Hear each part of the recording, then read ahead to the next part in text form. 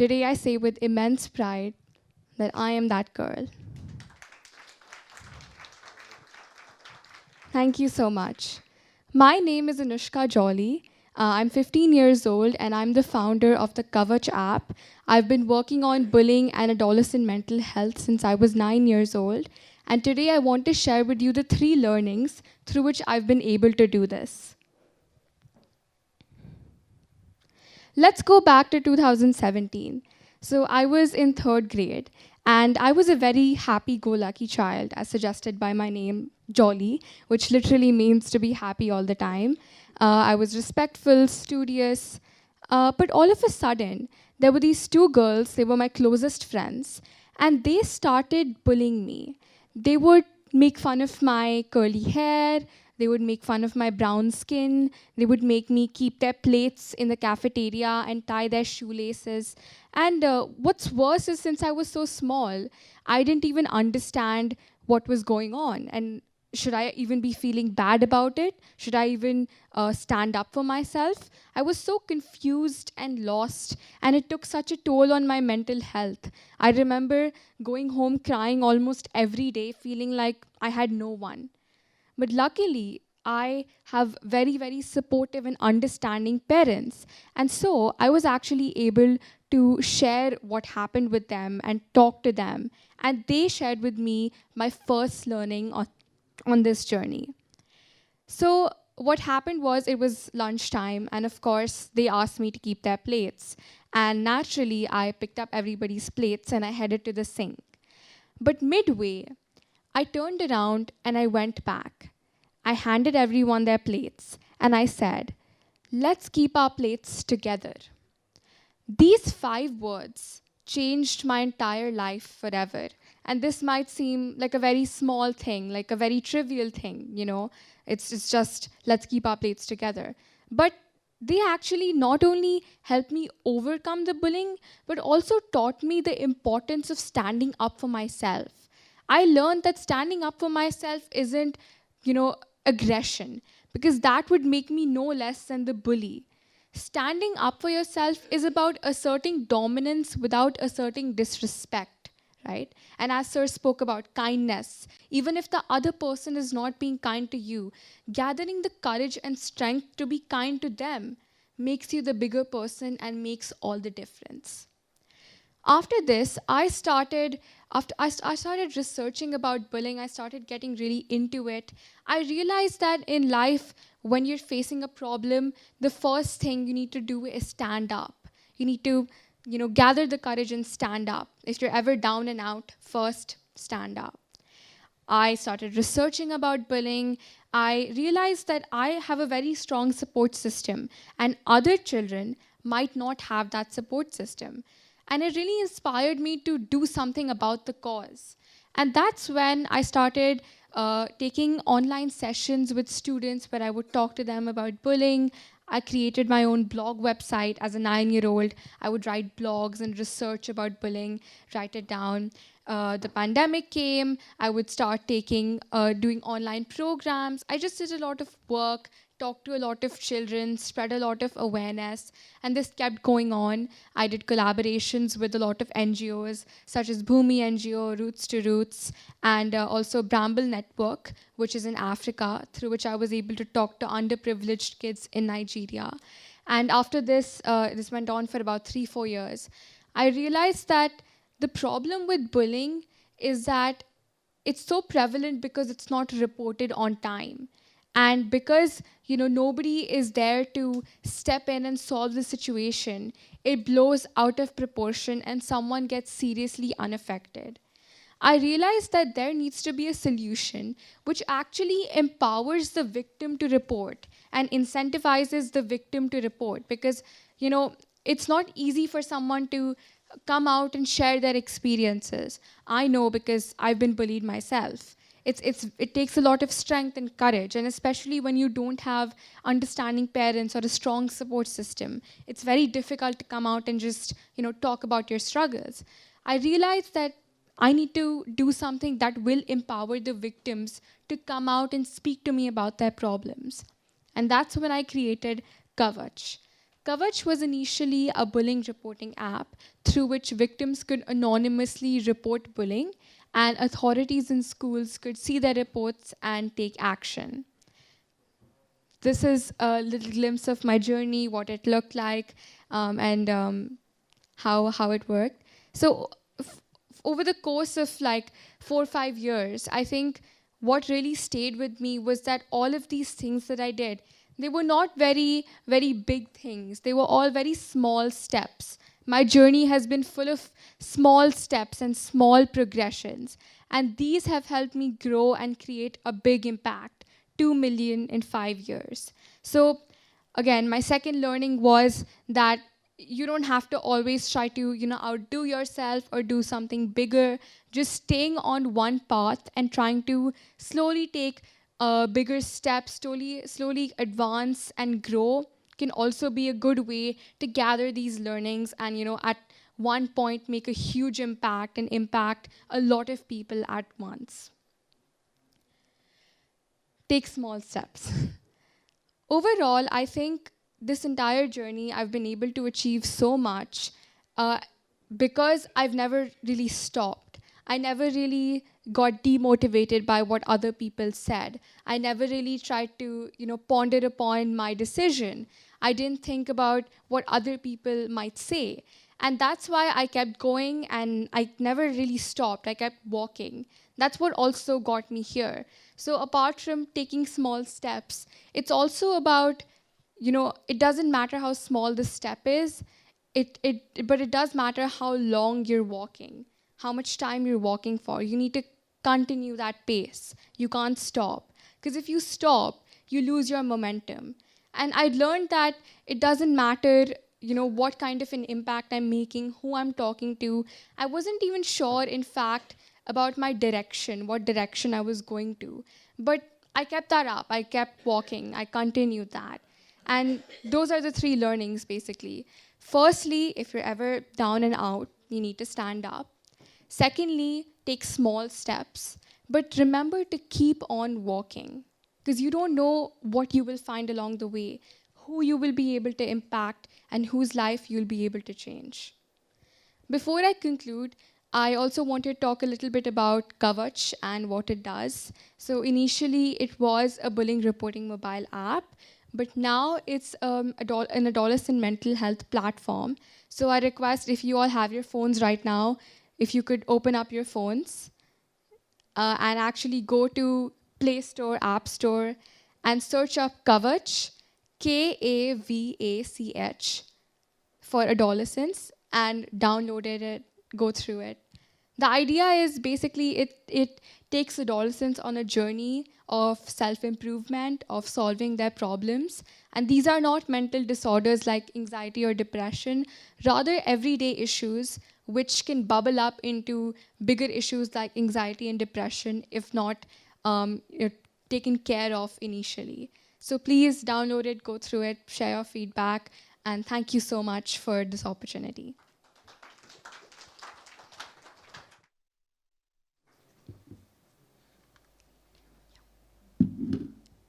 Thank you, Anoushka. Anoushka, be on the stage with us for a moment, please.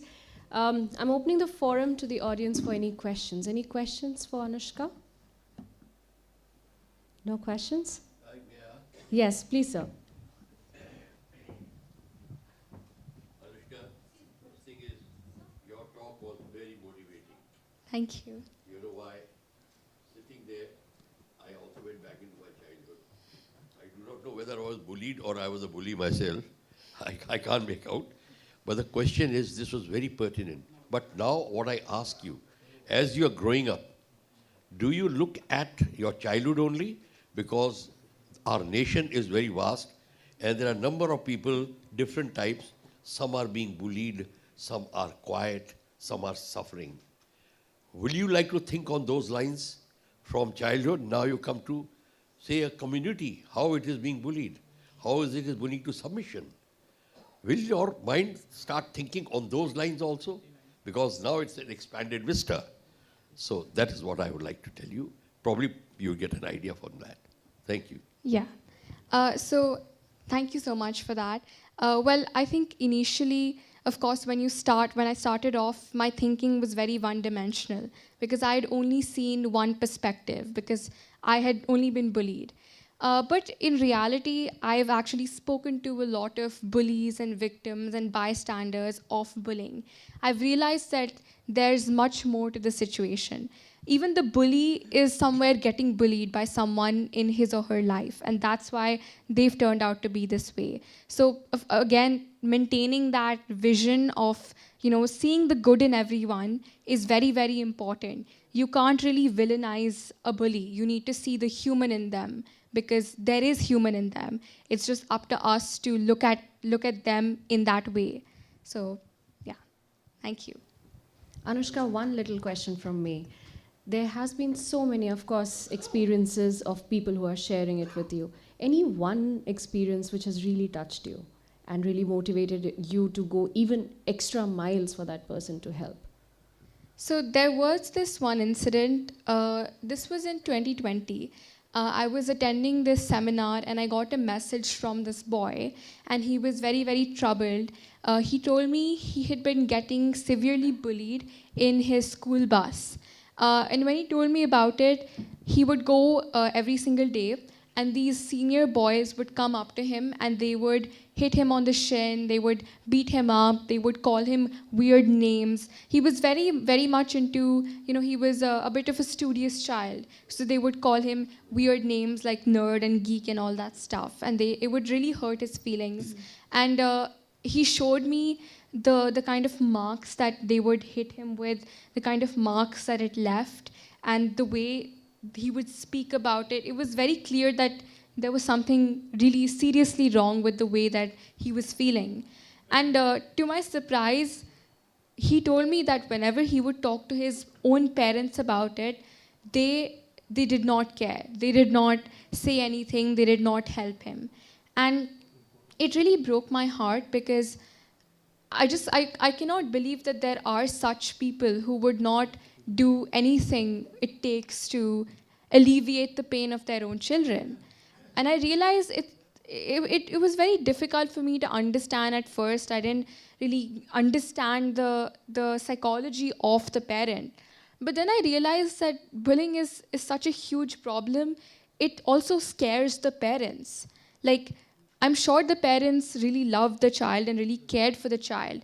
But even they were somewhere scared about maybe reputation, about what people will think of them, of what people will think of the child.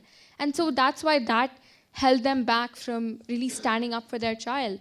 But at the same time, I think, I had to step in, I had to talk to the parents myself, ask them to take action, talk to a teacher. Eventually, it was sorted out. But it was still very difficult for me to process that, there are such people who would not take that step and go that extra mile. But I realize now that, again, it's much more complicated than it seems. You can't really shun anyone out as the person who is at fault. You need to kind of consider everyone's perspective in the situation. And it took me some time to process it, but I realize now that, somewhere even that parent is scared and needs counseling as well. So the change has to begin at home as well. Yeah, true. Thank you. Thank you so much. Yeah, one more question. Yes. Anoushka, I would like to ask one question here because I'm running a ARRPS institution. So I would like to ask, because I have seen so many students in this alma mater, they are facing a lots of problems. And because of the tauntings and the parents not supporting them. But during your time, when you started your journey, and there are so many obstacles came in front of you. So that time, how did you accumulate the energy and positivity, and who was your inspiration person and motivated you that time when you were stuck in the problem? Yes. So I think for me, it's always been about, my work has revolved around the children themselves. So ever since I started, I have been literally surrounded by children in my sessions, or whether I meet them one-on-one. And so when I would hear their stories, they would tell me things like, "You've changed my life." They would tell me things like, "You've made all my problems go away. You've made me stronger."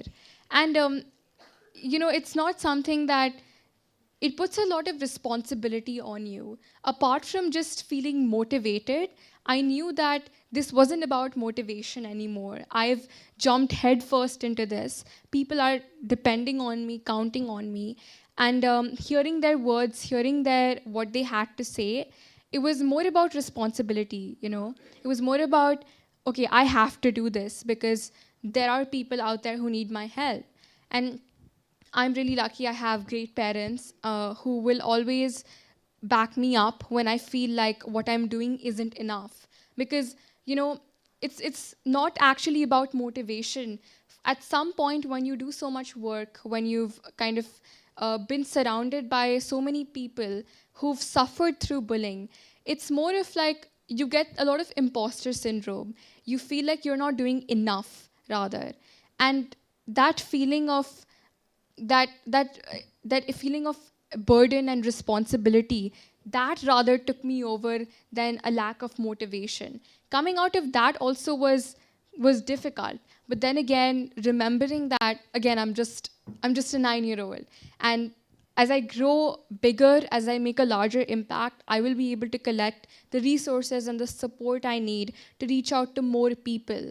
So that, I think, combined with the stories that I heard from all the students that I impacted, really kept me going. Thank you. Thank you, Anoushka. Am I audible? Yeah. Someone else has a question. Okay, one more. Can we have the mic, please? Thank you.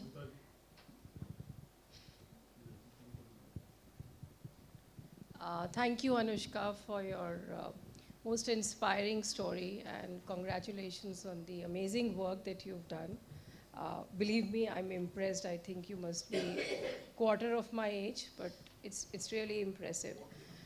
My question to you is really this. Practically all of the schools have a no bully policy, and they're quite aggressive about it. That apart, what has been your experience in terms of schools reaching out to you in some form or the other? I'm sure they have their own limitations in addressing these issues. They want to. Of course, bullying is a no-no everywhere. How do they try to align with you? Or what are the concerns that they have raised? Is it that those stories don't reach to the principal or the director or the higher management?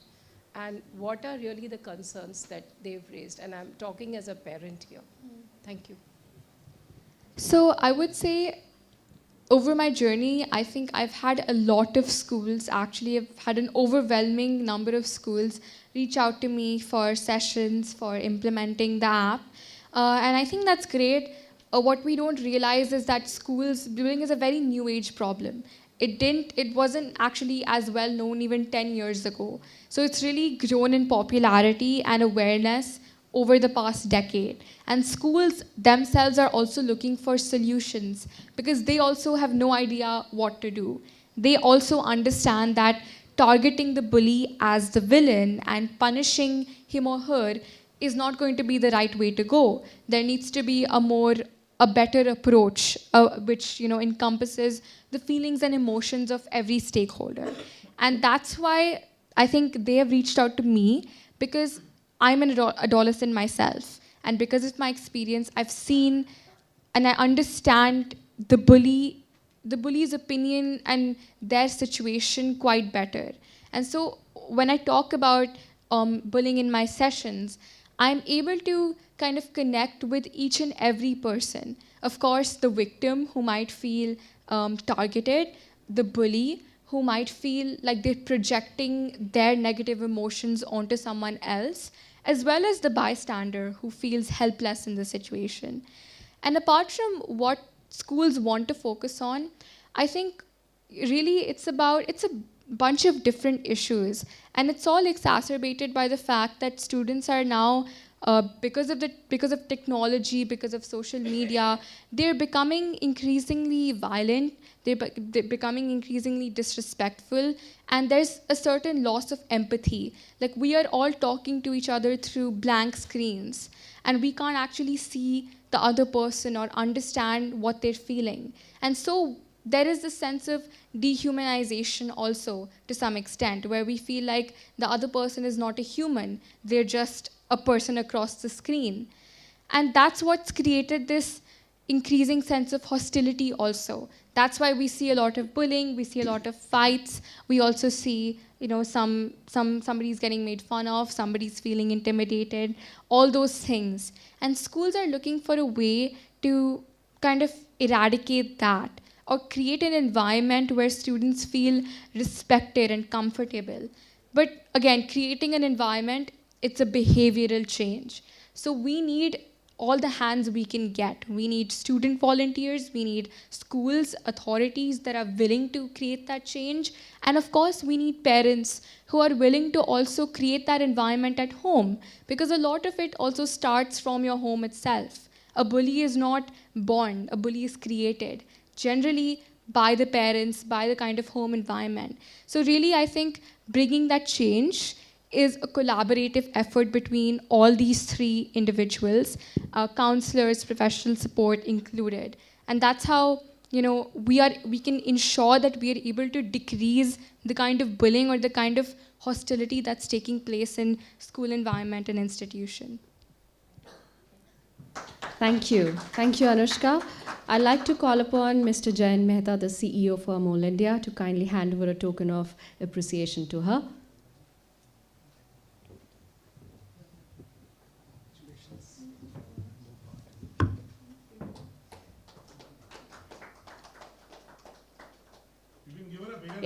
Yes, I mean, it's still not afternoon.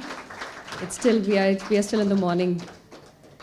For more such videos, subscribe to the NewsX YouTube channel, hit the bell icon.